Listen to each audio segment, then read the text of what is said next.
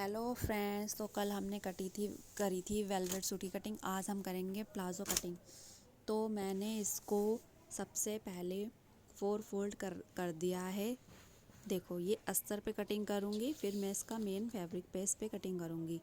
अब मैंने ऊपर से 2.5 इंच लास्टिक के लिए ले लिया है। अब मैं इसको सीधा कर दूँगी। सीधा करने के बाद ये 2.5 इंच मैंने लास्टिक के लिए लिया है। अब मैं इसका लंबाई का निशान लूँगी लास्टिक से नीचे। जितनी मेरी लंबाई है मैं निशान उतना लूँगी, और फिर नीचे से भी 2.5 या 3, जितना हमारा फैब्रिक बचता है उतना हम निशान लगा लेंगे। वैसे 3 तक काफ़ी होता है, मेरा 2.5 इंच पे बचा था तो मैंने 2.5 इंच पे ले लिया है। अब हम क्या करेंगे, ये देखो, मैं एक बार और इसकी लंबाई चेक कर लेती हूँ कि ये पूरी है कि नहीं है। ये देखो, मैंने इसकी लंबाई चेक करी है तो ये पूरी है, जितनी मुझे चाहिए थी। बस नीचे से 2.5 इंच ले लिया है। अब हम इसका कमर का नाप लगाएंगे हिप के अकॉर्डिंग।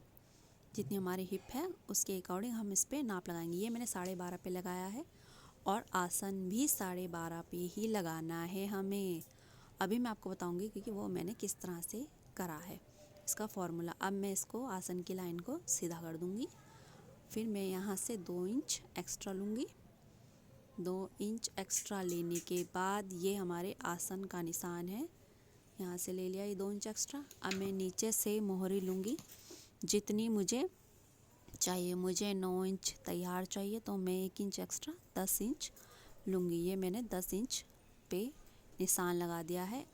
ये देखो, ये 10 इंच पे निशान लगाने के बाद ये कंप्लीट हो गया है निशान। अब हमें सेफ पट्टी से इसकी सेफ दे देनी है। ये बहुत ही सिंपल तरीका है, ये बहुत ही सिंपल तरीके से बनने वाला प्लाज़ो है। इसकी कटिंग में सिर्फ हमें 1 से 2 मिनट लगेंगे। ये देखो, ये तैयार हो गया है। अब मैं इसके आसन की गोलाई दे दूँगी। ये हमारा निशान कंप्लीट हो चुका है। देखो कितनी जल्दी कंप्लीट हो गया, ये बहुत ही जल्दी कंप्लीट हो जाता है। अब मैं आपको फॉर्मूला बताती हूँ कि ये मैंने कमर का और आसन कैसे निकाला है। 36 मेरी हिप है, 36 का फोर्थ कर देंगे, फोर्थ हिस्सा निकालेंगे तो 9 इंच हुआ। 9 इंच में हमने 3.5 प्लस करना है। जितना हैवी साइज़ होगा हम उसमें प्लस कर लेंगे।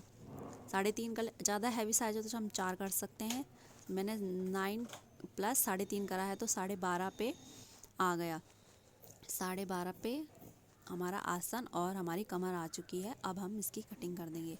ये देखो, ये मैंने इसकी कटिंग कर दी है। ये फॉर्मूला हमें पैंट प्लाज़ो जो भी आप बनाए उसमें काम आएगा। ये अब मैंने मेन फैब्रिक लिया है इसकी, इसको भी मैंने 4 फोल्ड रख दिया है। ये देखो, मैंने पहले डबल करा, अब मैं इसको 4 फोल्ड कर दूँगी। 4 फोल्ड करने के बाद मैं इस पर जो कटिंग हमने अस्तर पे करी है वो मैं रख दूँगी। ये मैंने रख दी है। या आप फॉर्मूला उतार लेना, ये आगे काम आता है, ये हर किसी पे काम आएगा। ये देखो, तो अब मैं इसकी एज इट इज़ कटिंग कर दूँगी। इसे रखने के बाद एक बिल्कुल ऐसे ही कटिंग करना है हमें, कटिंग करते रहना है, कटिंग कर देनी है बस। ये देखो, अब मैं इसकी कटिंग कर दूँगी। ये मैंने इसकी कटिंग कर दी है। अब देखो, कटिंग करने के बाद मैंने इसका अस्तर और मैन फैब्रिक को भी स्टिच कर दिया है। पहले मैंने पिनअप करा, फिर मैंने इस पर मशीन से स्टिच कर दिया है। पिनअप से ये खिसकेगा नहीं, ये बहुत इजी तरीके से स्टिच हो जाएगा। क्योंकि वेलवेट का कपड़ा फिसलता है, ये अस्तर इसमें खिसकता है, इसलिए आप लोग पहले पिन से कर देना, फिर या हाथ से कच्चा कर देना, फिर इस पर आप मशीन से सिलाई लगा लेंगे तो बहुत जल्दी आसानी से हो जाएगा। अब मैंने इसके दोनों आसन ले लिए, फ्रंट और बैक को, वो मैंने ऐसे ही सील दिए हैं।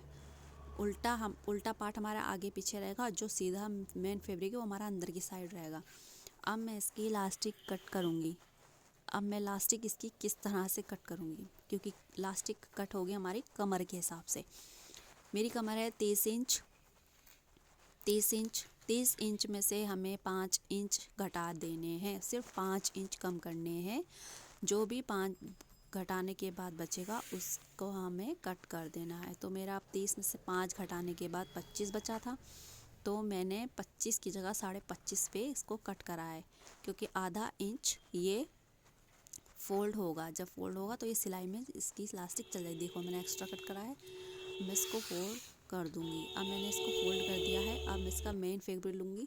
फैब्रिक ले लिया। ये मैंने देखो पहले मैं इसको कच्ची सिलाई, पहले मैं इसको ऐसे सिंगल सिलाई लगाऊंगी चारों तरफ, ताकि ये हमें आसानी से इलास्टिक लग जाए। देखो मैंने लगाने के बाद अब हम इसको इलास्टिक को ऐसे सिल देंगे। इसमें हमने 4-5 सिलाई लगा देनी है। 4-5 सिलाई पक्की सिलाई, ताकि ये टूटे, वो फटे ना, इसलिए हमने इसको पक्का कर दिया। अब मैं फैब्रिक लूँगी। फैब्रिक को हमें ऐसे रखना है। देखो उल्टी साइड ऊपर है और सीधी साइड नीचे है। अब हमें इसे सिलाई लगाते हुए क्या करना है, हमें सिलाई इलास्टिक पे नहीं लगानी है, हमें सिलाई कपड़े पे लगानी है, ताकि जब हम सिलाई लगाएं, क्योंकि कपड़ा हमारा बड़ा रहेगा, तो इलास्टिक हमें ऐसे खींचनी है पीछे से और हमें ऐसे सिलाई लगाते चले जाना है। तो ये हमारे इलास्टिक लग चुके हैं। अभी हमारी एक ही सिलाई लगी है। अब हम इसको चारों कोने से पकड़ के, पहले 2 कोने पकड़ने हैं, इसको ऐसे इसके गैदर्स को इक्वल करना है। जो इस पे चुन्नट बनी हुई है इसको हमें इक्वल करना है। इस तरह से, कुछ इस तरह से हम इसको इक्वल करेंगे। ये चारों तरफ से इक्वल हो जाएगा। हमें ऐसे ही इक्वल करती हूँ मैं। और अब देखो, अब मैं इसकी मेन सिलाई लगाऊंगी, जिससे हमारी इलास्टिक खिसकेगी नहीं। वो हमें कैसे लगानी है, वो हमें ऐसे लगानी है। आगे और पीछे से इसका हमारा ऐसे सिलाई लगाते जाना है। इसको ऐसे सिलाई लगा दी, बिल्कुल ऐसे ही सिलाई लगानी है। अब हमारी सिलाई लग चुकी है मेन। अब ये इलास्टिक खिसकेगी नहीं। देखो अब ये परफेक्ट एकदम फिनिशिंग के साथ हमारी इलास्टिक लग चुकी है। अब मैं इसको नीचे से फोल्ड करूँगी। नीचे से मोहरी है, उसको फोल्ड करूँगी जितनी मुझे फोल्ड करनी है। मेरा कपड़ा थोड़ा कम रह गया था, इसलिए मैंने इसको थोड़ा कम फोल्ड करा है। अब देखो ये मैंने इतना फोल्ड करा है। अब मैं इसको साइड से ऐसे सिलूँगी। साइड से मुझे ऐसे सिलना है। ये देखो, मुझे आसन पूरा नहीं सिलना है। पहले मैं दोनों साइड की सिलाई साइड से पैर की बाहर निकालूंगी। लास्ट में मुझे आसन सिलना है, जिससे कि हमारा ये उचके ना। ये साइड से जो उचकता है ना, ऊंचा होता है, वो नहीं होगा। हमें ऐसे ही सिलाई लगानी है। पहले हमें दोनों पैर की साइड से सिलाई लगानी है। ये देखो, हमें सिलाई ये लगानी है। ये लगाई और ये हमने यहाँ से निकाल दी। सेम ऐसे ही हमने दूसरे पैर की भी ऐसे लगानी है। लास्ट में हमने आसन की सिलाई कंप्लीट कर ली है। ये हमारा प्लाजो कुछ इस तरह से बन के रेडी हुआ है। तो आपको कैसा लगा, प्लीज़ लाइक शेयर सब्सक्राइब ज़रूर करना। Thank you. कैसा लगा आपको मेरा ये प्लाजो कटिंग स्टिचिंग।